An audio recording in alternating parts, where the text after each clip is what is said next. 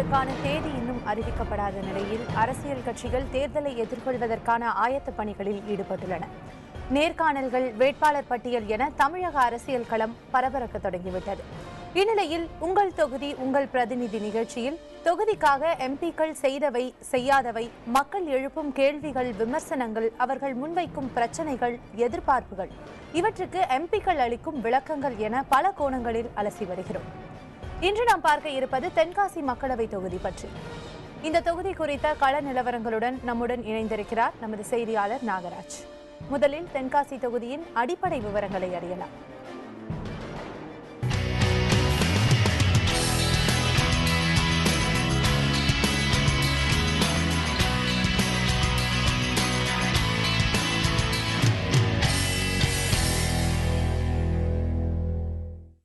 குற்றால அருவியையும் திருவில்லிபுத்தூர் ஆண்டாள் கோவிலையும் கொண்டிருக்கும் தென்காசி மக்களவை தொகுதியின் முக்கிய விவரங்களை இப்போது பார்க்கலாம். திருநெல்வேலி மாவட்டத்தில் மொத்தம் 10 சட்டப்பேரவை தொகுதிகள் உள்ளன.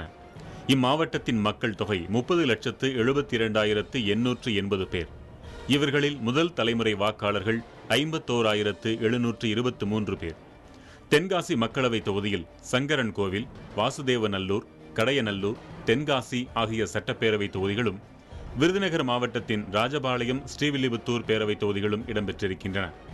இவற்றில் 13,19,779 வாக்காளர்கள் உள்ளனர். இவர்களில் 6,73,136 பேர் ஆண்கள், 6,76,615 பேர் பெண்கள், பிறர் 28 பேர். தென்காசி மக்களவை தொகுதியில் விவசாயம், பீடி சுற்றுதல், விசைத்தறி நெசவு, தீப்பெட்டி தொழில், பூ உற்பத்தி, பூ விற்பனை சந்தைகள், பஞ்சாலைகள், புளியங்குடி எலுமிச்சை சந்தை, வாசுதேவநல்லூர் சர்க்கரை ஆலை, நூற்பாலைகள், பால் உற்பத்தி, பால்கோவா தயாரிப்பு ஆகியன ஏராளமானோருக்கு வேலைவாய்ப்புகளை வழங்குகின்றன. சிற்றாறு, நம்பியாறு, பச்சையாறு, கொடுமுடியாறு, கடனாநதி, குற்றாலம், ராமநதி அணைக்கட்டு, கருப்பாநதி அணை, அடவிநயினார் அணைக்கட்டு, காசி விஸ்வநாதர் கோயில், தானிப்பாறை சதுரகிரி மலை, சாம்பல் நிற அணில்கள் சரணாலயம், சாஸ்தா கோயில் அணைக்கட்டு, திருவில்லிபுத்தூர் ஆண்டாள் கோவில் ஆகியன இத்தொகுதியின் சிறப்பம்சங்கள். தென்காசி மக்களவை தொகுதியில் 5 தனியார் பொறியியல் கல்லூரிகள், 3 அரசு உதவி பெறும் கலை அறிவியல் கல்லூரிகள், 6 தனியார் கலை அறிவியல் கல்லூரிகள், 11 தனியார் பாலிடெக்னிக்குகள் ஆகியன உள்ளன. திருநெல்வேலி மாவட்ட அளவில் எடுத்துக்கொண்டால் 3,74,657 பேர் அரசு வேலைவாய்ப்பு மையத்தில் பதிவு செய்து காத்திருக்கிறார்கள். இங்கு 1999ஆம் ஆண்டு நடந்த தேர்தலில் அதிமுக வேட்பாளர் முருகேசன் வெற்றி பெற்றார். 2004ஆம் ஆண்டு நடந்த மக்களவைத் தேர்தலில் இந்திய கம்யூனிஸ்ட் வேட்பாளர் அப்பாதுரை வெற்றி பெற்றார். 2009ஆம் ஆண்டில் நடந்த தேர்தலில் இந்திய கம்யூனிஸ்ட் வேட்பாளர் லிங்கம் வெற்றி பெற்றார். காங்கிரசுக்கு 2ஆம் இடமும், புதிய தமிழகம் கட்சிக்கு 3ஆம் இடமும், தேமுதிகவுக்கு 4ஆம் இடமும் கிடைத்தது. ராஜபாளையம் மற்றும் ஸ்ரீவில்லிபுத்தூர் ஆகிய சட்டப்பேரவை தொகுதிகள் விருதுநகர் மாவட்டத்தில் இருந்தாலும் மக்களவை தொகுதி என்று வரும்போது இவை தென்காசி மக்களவை தொகுதியில் இடம்பெற்றுள்ளன. இந்த தொகுதி மக்களின் எதிர்பார்ப்புகள் என்ன என்று பார்க்கலாம்.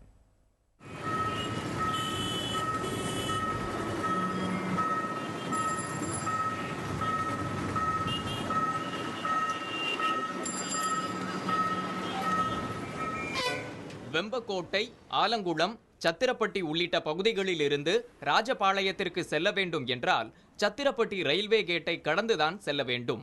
இதேபோல் ராஜபாளையத்தில் இருந்து திரும்பும் போதும் சத்திரப்பட்டி ரயில்வே கேட் வழியாகத்தான் பயணிக்க முடியும். நாள்தோறும் குறைந்தபட்சம் 8 முறை இந்த ரயில்வே கேட் மூடப்படுவதால் பொதுமக்கள் மிகுந்த சிரமத்திற்கு ஆளாகின்றனர்.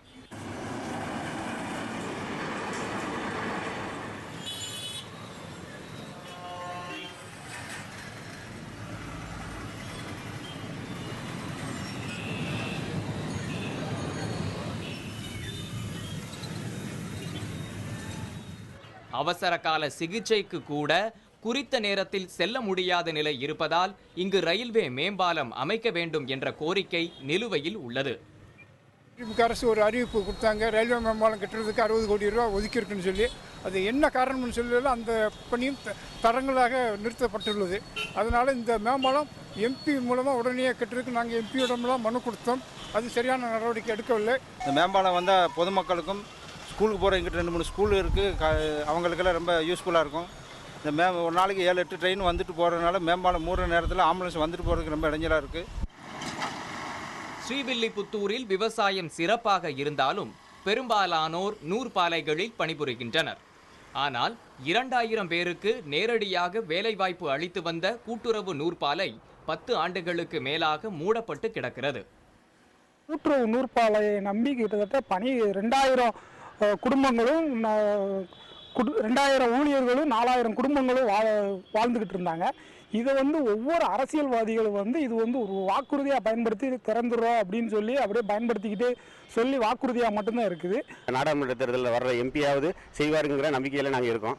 இது ஸ்ரீவில்லிபுத்தூர் மக்களுக்கு ஒரு பெரிய வரப்பிரசாதமாக இருக்கும். இந்த கூட்டுறவு நூற்பாலை மீண்டும் திறந்தால் ஸ்ரீவில்லிபுத்தூர் மக்களுக்கு ஒரு வரப்பிரசாதமாக இருக்கும்.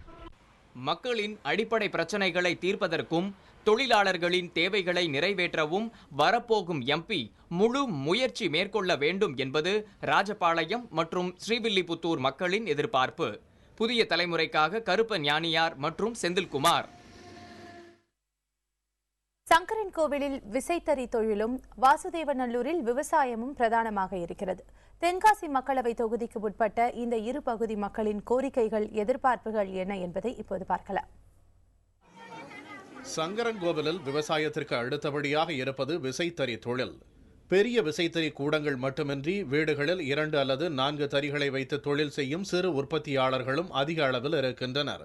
பெரும்பாலானோர் கைத்தறியிலிருந்து விசைத்தறிக்கு மாறியிருப்பதாக கூறும் இவர்கள் தர கட்டுப்பாட்டால் குறிப்பிட்ட சில ரகங்களை உற்பத்தி செய்ய முடியவில்லை என்கிறார்கள்.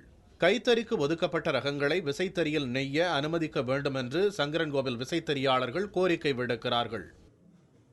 சங்கரன்கோவில் இந்த பகுதியில் எல்லாத்தையும் ஓடுறது காலங்காலமாக நாங்கள் சேலை, கைலி, துண்டு இதுதான் ஓட்டிகிட்டு இருக்கோம். இதில் என்ன சொல்லுவாங்க, வெள்ளையாக ஓடுத பிளேன் இது மட்டும் தான் ஓட்டணுங்காங்க. இதுக்கு முன்னால் இருக்க எம்பியோ இல்லை தற்போது இருக்க எம்பியோ இது சம்பந்தமாக எந்த குரலுமே எதுவுமே கொடுக்கல. பார்லிமெண்ட்லேயோ எங்கேயுமே குரல் கொடுக்கல. கடந்த 3 ஆண்டுகளாக வறட்சி நிலவுவதால் விவசாயம் பெரிதும் பாதிக்கப்பட்டிருப்பதாக கூறுகிறார்கள் வாசுதேவநல்லூர் மக்கள். தண்ணீர் பிரச்சனையை தீர்க்க கீரியாறு திட்டம் மற்றும் செண்பகவல்லி அணைக்கட்டு திட்டத்தை நிறைவேற்ற வேண்டும் என்றும் விவசாயிகள் வலியுறுத்துகிறார்கள். எலுமிச்சை அதிக அளவில் விளைவதால் அவற்றை சேமித்து வைக்க குளிர்பதன கிடங்கு ஒன்றை அமைக்க வேண்டும் என்ற கோரிக்கையையும் முன்வைக்கிறார்கள் விவசாயிகள். அந்த கீரியார் திட்டம் காமராஜ் ஆட்சி பீரியடில் கீரியார் திட்டம் போட்டாங்க. அது இத்தனை எம்பி அதை ஒரு எம்பி அதை நிறைவேற்ற முடியல. இந்த பாருங்க வறண்ட இடக்கு பூமி, இந்த பூமினால அந்த கீரியார் திட்டம் வந்தால் தான் கொஞ்சம் செழிப்பாக இருக்கும், எல்லா மக்களும் பிழைக்க முடியும், நல்லாயிருக்கும். எங்களுக்கு காய் அதிகமாக காய்க்கிற நேரத்தில் விலை குறைவாக இருக்குது ரொம்ப. அதனால் விவசாயிலாம் ரொம்ப பெரும் நஷ்டத்துக்கு இருக்கிறாங்க. அதனால் அதை இது பண்ணி சேமித்து வைக்கிறதுக்காண்டி ஒரு தனியாங்கி மாதிரி எதுவும் இது பண்ணி கொடுத்தா நல்லாயிருக்கும். சொட்டு நீர் பாசனத்துக்கு முக்கியத்துவம் அளித்து சிறு விவசாயிகள் அதனை பயன்படுத்த நடவடிக்கை எடுக்க வேண்டும் என்றும் வரப்போகும் எம்பிக்கு கோரிக்கை விடுக்கிறார்கள் வாசுதேவநல்லூர் விவசாயிகள். புதிய தலைமுறைக்காக செய்தியாளர் ஈஸ்வரமூர்த்தி.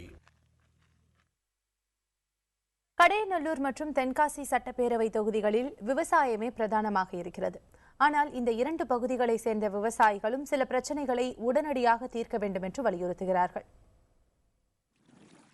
மேற்கு தொடர்ச்சி மலைப்பகுதியின் அடிவாரத்தில் அமைந்திருக்கிறது கடையநல்லூர். இங்கு செங்கோட்டை, மேக்கரை, வடகரை உள்ளிட்ட பகுதிகளில் விவசாயமே வாழ்வாதாரமாக இருந்து வருகிறது.